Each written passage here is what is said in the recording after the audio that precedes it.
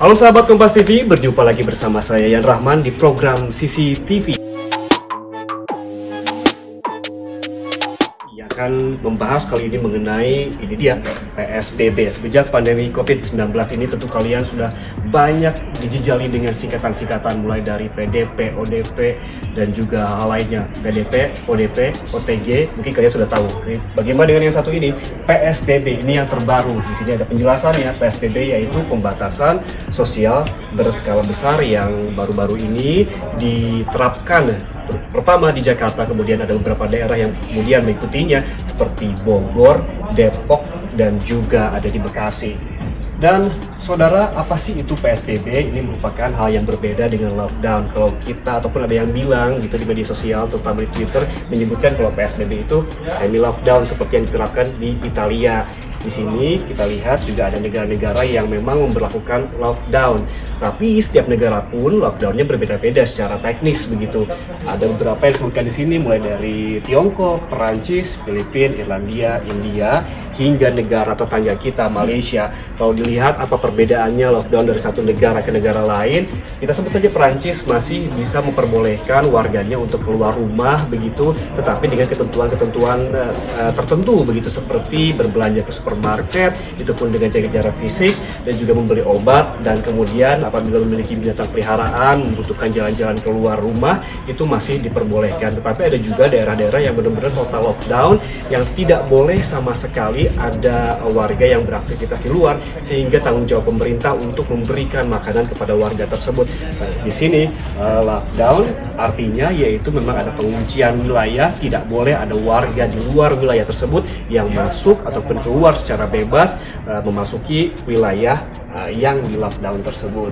Kemudian Indonesia ataupun Jakarta menerapkan PSBB, pembatasan sosial berskala besar. Ini juga mengacu pada Undang-Undang Kekarantinaan Kesehatan yang menyebutkan upaya mencegah dan menangkal keluar atau masuknya penyakit dan faktor risiko kesehatan masyarakat yang berpotensi menimbulkan kedaruratan kesehatan, sehingga PSBB ini diterapkan di wilayah-wilayah yang memang zona merah yang rawan akan penyebaran COVID-19. Kita lihat juga inilah Jakarta. Jakarta memang ketika pertama kali ada kasus positif COVID-19 ataupun virus corona, memang seperti diketahui dari Depok, tapi memang penyebarannya ataupun terkenanya di Jakarta. Setelah itu, setelah hari pertama kemudian memang terus meningkat, baik jumlah orang dalam pemantauan, pasien dalam pengawasan yang positif dan yang meninggal. Hingga saat ini Jakarta menjadi wilayah yang terbesar dengan tingkat penyebaran COVID-19 yang tertinggi di Indonesia.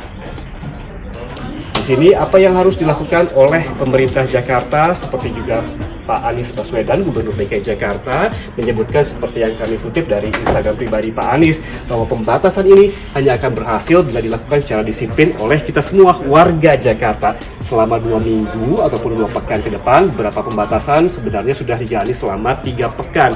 Kita ketahui bahwa sebelum ada PSBB ini diberlakukan, pembatasan-pembatasan seperti imbauan untuk menggunakan masker, jaga jarak fisik, social distancing, ataupun dilarang berkerumun sudah mulai digaungkan. Namun waktu itu hanya sekedar imbauan. Setelah PSBB diterapkan, akan ada sanksi dan juga teguran-teguran bagi mereka yang dianggap melanggar. Dan pemberlakuan PSBB ini diberlakukan di Jakarta ini pada Jumat 10 April 2020 hingga 23 April 2020, 14 hari. Namun ada kemungkinan diperpanjang apabila memang kita melihat situasi dan kondisi di ibu kota. Apabila tidak memungkinkan ataupun penyebaran masih juga tinggi, besar kemungkinan bahwa PSBB ini akan diperpanjang. Begitu. Ternyata PSBB ini di Indonesia memang tidak merata ataupun tidak seluruh Indonesia menerapkan PSBB. PSBB harus diajukan ke Kementerian Kesehatan. Dalam hal ini harus ditandatangani oleh Menteri Kesehatan Pak Terawan, seperti yang dikutip oleh kami. Ucapan Pak Jokowi yang menyebutkan pelaksanaan PSBB tidak diberlakukan secara seragam di seluruh Indonesia.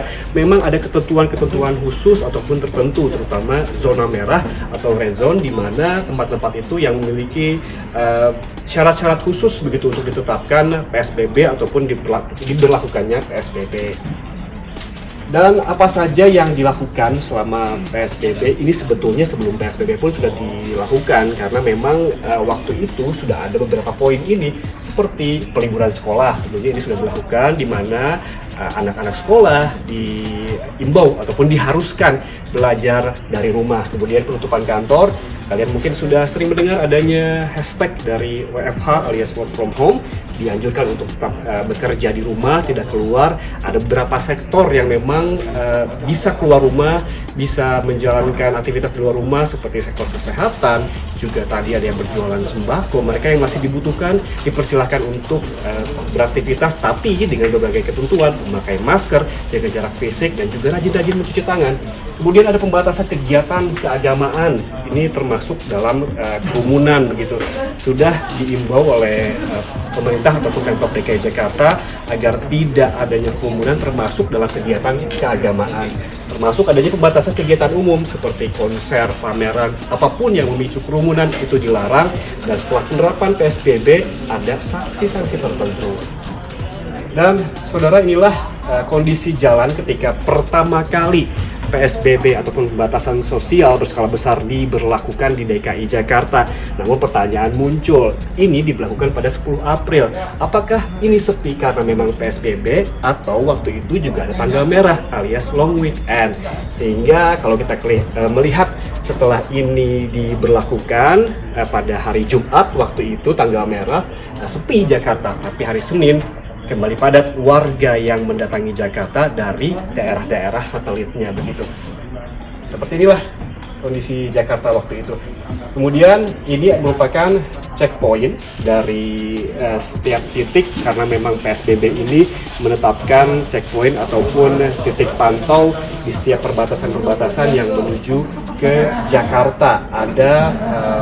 Apabila ada pelanggaran maka akan diberhentikan ataupun razia-razia yang dilakukan oleh Pak Polisi di beberapa titik di ibu kota. Ada beberapa syarat bagi pengendara yang memang ingin memasuki Jakarta, seperti apabila motor dilarang berboncengan, apabila di mobil harus ada penumpang 2 di belakang, 1 pengendara di depan begitu. Kemudian saudara, PSBB Bogor, Depok, dan Bekasi setelah Jakarta menerapkan 1 pekan PSBB diikuti oleh 5 wilayah di Kota Bogor, Kabupaten Bogor, Kota Depok, Kota Bekasi, dan terakhir Kabupaten Bekasi. Ini berlaku dari 15 April hingga dengan 28 April 2020 alias 14 hari. Selama 14 hari ini warga di Bogor, Depok, dan Bekasi disarankan untuk tidak kemana-mana alias tidak ke ibu kota begitu. Jadi ada pembatasan-pembatasan ataupun checkpoint tadi di perbatasan-perbatasan antara Bogor, Depok, Bekasi dengan ibu kota Jakarta. Nah, ini seperti kita lihat, seperti yang diungkapkan oleh Gubernur Jawa Barat, Pak RK alias Pak Ridwan Kamil, menyebutkan Peraturan Gubernur Jawa Barat Nomor 27 Tahun 2020 bahwa PSBB di Bodebek mulai berlaku pada 15 April 2020. Dan apa saja kemudian yang mungkin akan terjadi selama PSBB ini diberlakukan di Bogor, Depok, dan juga Bekasi. Salah satu yang diungkapkan oleh Pak Ridwan Kamil adalah, saya tadi rapat dengan KCI, jadi kemungkinan akan coba dihentikan tanggal 18 April. Ini berbicara mengenai kereta api ataupun KRL dari Bogor menuju ke Jakarta. Menurut rencana bahwa kereta api listrik dari Bogor ke Jakarta akan dihentikan sementara dari 18 April. Kita ketahui bahwa hingga saat ini baru ada pembatasan, baik itu pembatasan penumpang maupun pembatasan jam operasional. Biasanya panjang sekali jam operasional dari kereta dari Bogor ke Jakarta ini hanya dibatasi dari pukul 6 pagi hingga pukul 18 sore ataupun pukul 6 petang. Namun kita tunggu akan seperti apa ketika memungkinkankah ketika kereta ini dihentikan. Kita ketahui bahwa banyak sekali penumpukan penumpang ketika pertama kali ada pembatasan kereta ataupun KRL dari Bogor menuju ke Jakarta. Dan ini komentar dari PT KCI, Ibu Ani Purba, yang mengatakan pihaknya masih membahas lebih lanjut. Jadi baru sekedar ataupun ada komentar dari PT KCI ini apakah ia akan memutuskan, ini masih dirapatkan terlebih dahulu begitu. Dan di tengah pandemi corona, apa yang harus diperhatikan? Kalau kita lihat foto-foto di sini, ada yang menggunakan masker, ada yang mencuci tangan. Kalian sudah tahu lah, ini sudah diingatkan berkali-kali. Jangan lupa memakai masker ketika beraktivitas di luar dan jangan lupa untuk sering-sering mencuci tangan. Namun, nyatanya seperti artikel berikut ini, ada sebuah berita yang menyebutkan fakta pria di Bogor, Jawa Barat mengamuk ketika ditegur memakai masker. Ketika ada seseorang tidak memakai masker, didatangi oleh seorang pria lainnya, ditegur untuk memakai masker, tapi dia malah mengamuk. Kejadiannya di Bogor, bahkan ketika dipisahkan oleh rekan-rekannya, dia malah menangis begitu. Nah, ini dia videonya. Orang yang berbaju biru ini diingatkan oleh seorang bapak yang berbaju putih untuk memakai masker, namun tidak terima sehingga ia mengamuk. Dan ketika ada security yang memisahkan, dia masih tetap tidak terima begitu. Dan ini tidak patut untuk dicontoh ya, sahabat Kompas TV. Dan ada beberapa tagar dan hashtag-hashtag yang menjadi populer ketika pandemi COVID-19 ini merebak di Indonesia. Salah satunya itu tagar di rumah aja. Tapi pertanyaannya, seperti artikel berikut ini, mengapa masyarakat Indonesia susah sekali untuk diminta tetap berada di rumah saat pandemi corona? Menurut sosiolog, ini ada beberapa alasan. Yang pertama yaitu kurang eratnya sosial kontrol ataupun kontrol sosial yang dilakukan oleh negara. Harus adanya pembatasan-pembatasan yang memang sebetulnya saat ini sudah dicicil begitu oleh pemerintah, adanya pembatasan sosial di tengah masyarakat. Yang kedua, tidak adanya kompensasi negara. Banyak perusahaan yang memang masih mewajibkan ataupun mengharuskan karyawannya untuk tetap bekerja di luar 8 sektor tadi. Dan ini juga telah diimbau oleh pemerintah, bahkan sudah diwajibkan oleh pemerintah untuk tutup sementara, sehingga membuat karyawannya tetap di rumah ataupun bekerja di rumah. Kemudian bosan dan sudah mengerti begitu, ada yang sudah beberapa pekan berada di rumah merasa bosan dan ingin keluar untuk menghirup napas segar begitu atau udara segar begitu. Dan disinilah mengapa orang susah sekali untuk diatur karena pengen keluar dan merasa sudah mengerti dengan aturan-aturan itu. Selain di rumah saja yang menjadi hashtag populer, dan juga hashtag-hashtag lainnya ataupun tagar-tagar lainnya seperti jangan mudik, ini menjadi trending topik di media sosial bahwa jangan mudik. Mengapa jangan mudik? Karena kita yang berada di kawasan merah atau red zone tidak pernah tahu apa yang menempel di baju kita, di tubuh kita, dan itu dikhawatirkan ataupun ditakutkan menjadi karier apabila kita pulang ke rumah menularkan kepada orang-orang tua yang mungkin berisiko tinggi. Kemudian juga ada hashtag physical distancing atau jaga jarak fisik.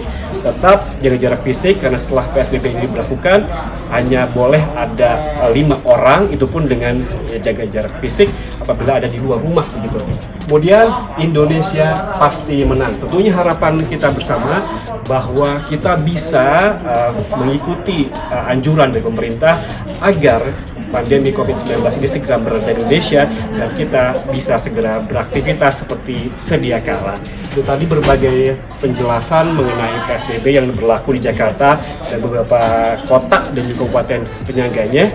Semoga kita bisa tetap sehat dan melaksanakan anjuran dari pemerintah mengenai seperti physical distancing, menggunakan masker dan tidak melanggar begitu. Kata saya yang Rahman Amit undur diri, saya harus pamit, saya harus pulang, dan jangan lupa juga saya juga harus memakai masker karena saya harus keluar rumah ataupun keluar kantor. Salam.